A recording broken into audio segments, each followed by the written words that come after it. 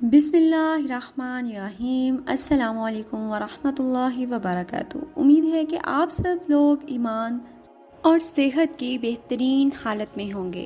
آج کے اس ویڈیو میں ہم آپ کو سنائیں گے ایک دلچسپ واقعہ اور ایک ایمان افروز واقعہ۔ اسی کے ساتھ آج کی ویڈیو شروع کرتے ہیں اور آپ سے امید کرتے ہیں کہ آپ ہماری ویڈیو اینڈ تک لازمی دیکھیں گے اور اسی کے ساتھ ہماری ویڈیو کو لائک اور شیئر بھی کریں، اور اگر آپ ہمارے چینل پر نئے ہیں تو ہمارے چینل کو سبسکرائب کیجیے اور بیل آئیکن کے بٹن کو بھی کلک کیجیے تاکہ ہماری ہر نئی آنے والی ویڈیو آپ تک فوری پہنچ سکے۔ ایک مرتبہ خلیفہ ہارون رشید کی خدمت میں پستہ اور بادام کا فالودہ پیش کیا گیا، جو انہوں نے جب نوش فرمایا تو ان کی طبیعت باغ ہو گئی۔ چنانچہ ان کے دل نے کہا کہ یہ لذیذ فالودہ اپنے عالم کی خدمت میں بھی پیش کروں۔ ہارون رشید علماء کا بہت بڑا قدردان تھا۔ اس نے اپنے بیٹوں کی تربیت بھی اسی طرح کی تھی کہ اپنے علماء کرام کے جوتے اٹھانے کو وہ اپنا فخر سمجھتے۔ وہ بہت زیادہ مہربان اور بہت زیادہ مہمان نواز تھا۔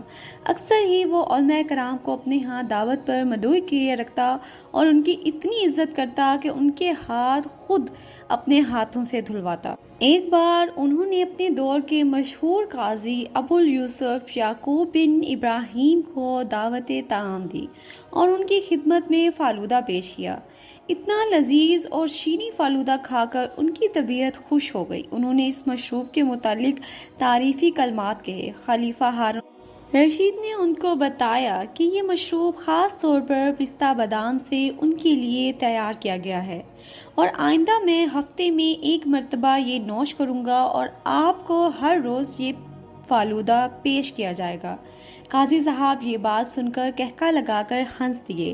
جب خلیفہ نے باساختہ ہنسنے کی وجہ دریافت کی تو قاضی صاحب کہنے لگے، دراصل جب آپ نے یہ بتایا کہ اس کو پستہ اور بادام سے تیار کیا گیا ہے تو مجھے میرے استاد محترم کی بات یاد آ گئی، جس کو اللہ رب العزت نے سچ کر دکھایا ہے۔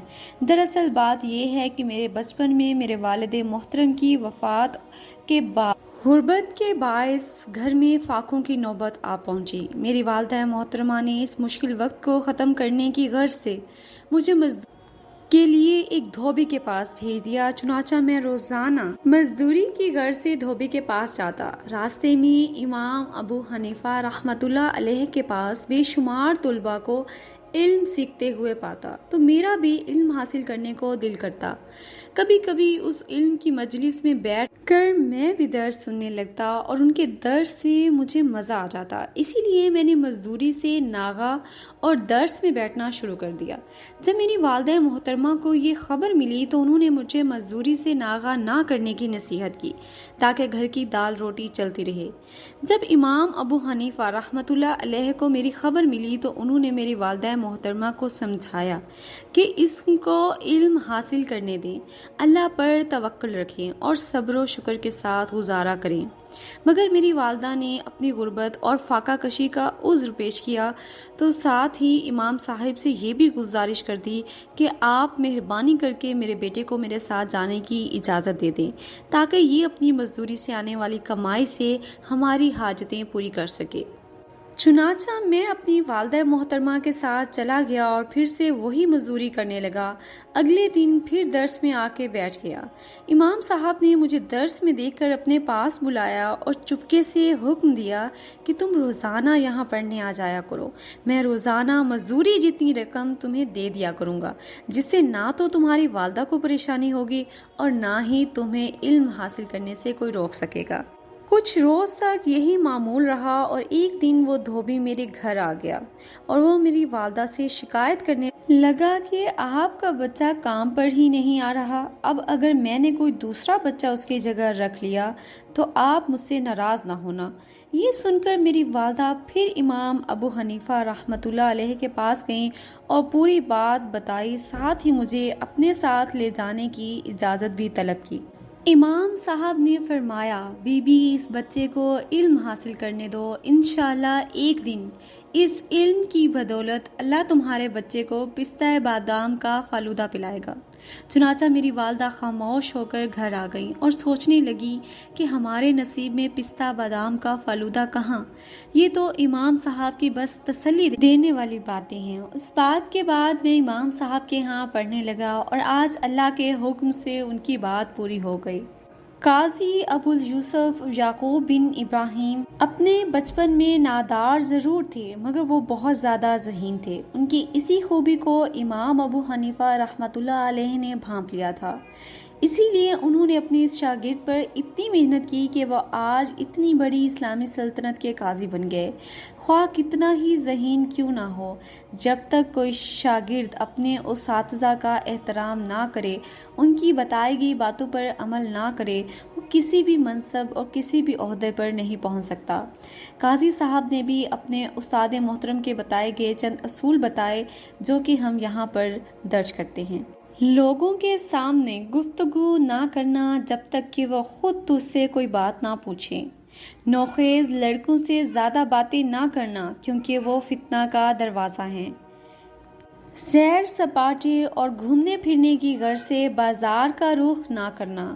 اپنے سے بڑی عمر کے ان پڑھ لوگوں میں شامل ہو کر ان کے راستے پہ نہ چلنا، کیونکہ اگر تم ان کے پیچھے چلے تو تمہارے علم کی توہین ہوگی، اور اگر تم ان کے آگے بڑھے تو تمہیں بے ادب سمجھا جائے گا۔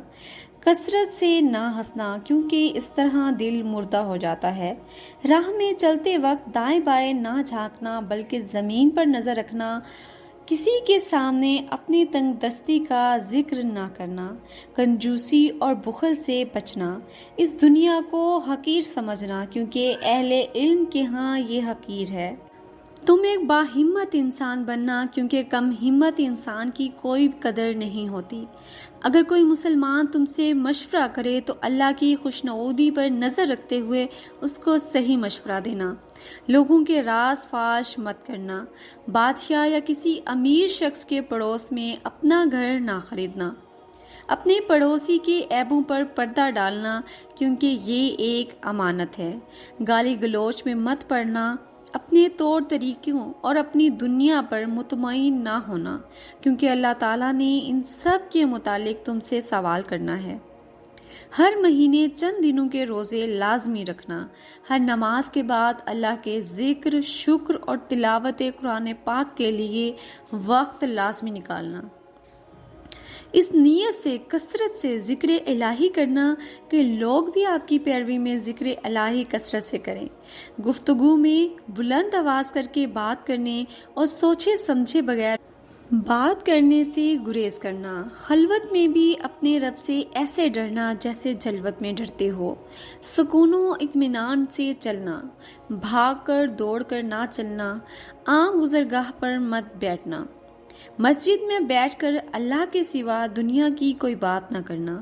جب کوئی بادشاہ کوئی منصب دے تو اس منصب کو اس وقت تک قبول نہ کرنا جب تک تم یہ یقین نہ کر لو کہ یہ منصب صرف تمہیں تمہارے علم کی بنیاد پر دیا گیا ہے۔